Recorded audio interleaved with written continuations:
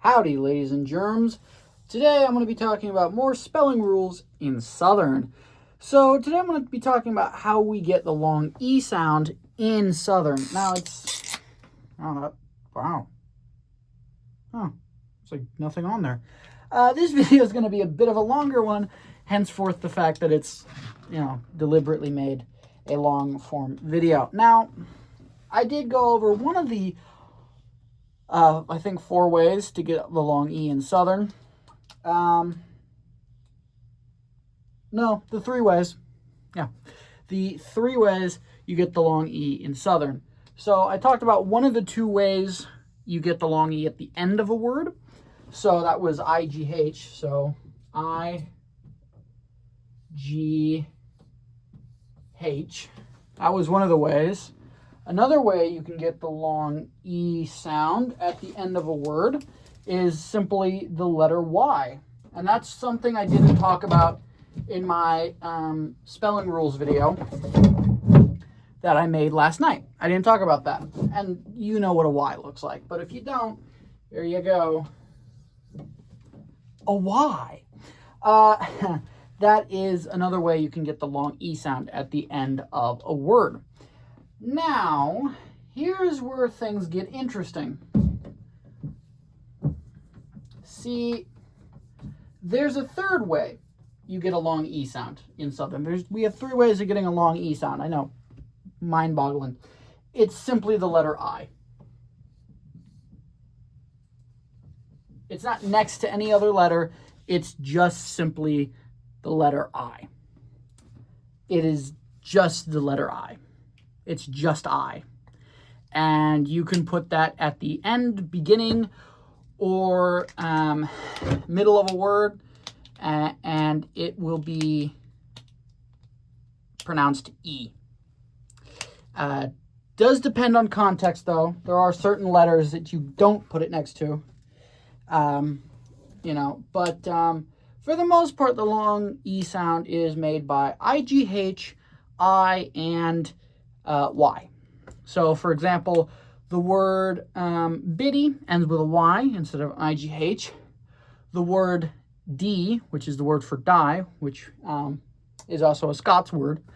The reason why there's going to be a lot of overlap is because Southern is derived from Scots, not English, which is where it becomes so vastly different.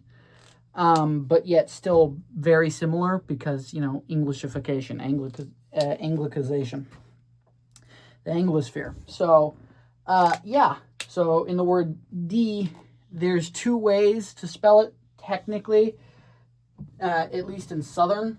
I don't know about Scots because I don't know how to write in the Scots, obviously. So there's one way, which is D-E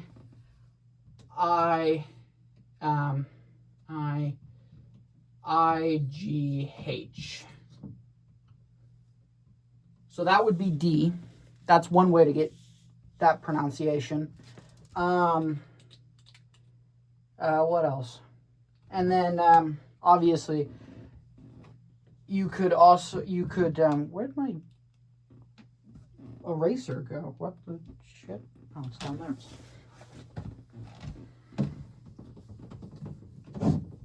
Well, that's unfortunate. Another way you could get that is one of 2 ways. So there's technically 3 ways. My mistake. There's technically 3 ways you could do this. So D-E-I,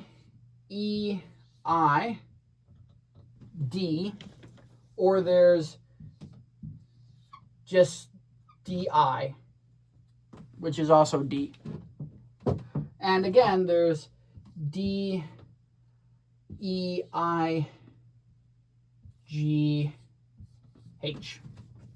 So that's all the ways you could get the word die.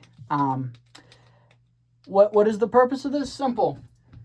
This is death. This is die, this is die as in plural, as in multiple deaths, and this is die as in singular. Only one person died. Yeah, so this is dies, deaths, die. Yeah. yeah, what was the point of that? I don't fully know, but we did it.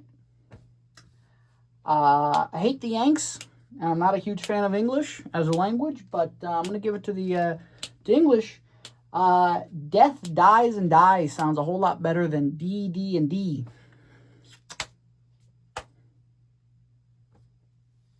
I'm not wrong. So, yeah, that is how you get the long E sound in Southern. And that's also how you say all three of these beautiful words. I myself have struggled for many years to remember which one is correct in which instance. It's an absolute pain in the ass.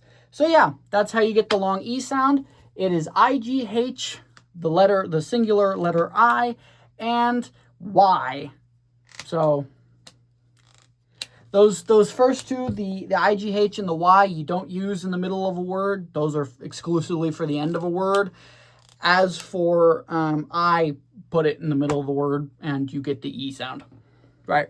So that's not good. So yeah, that's going to do it.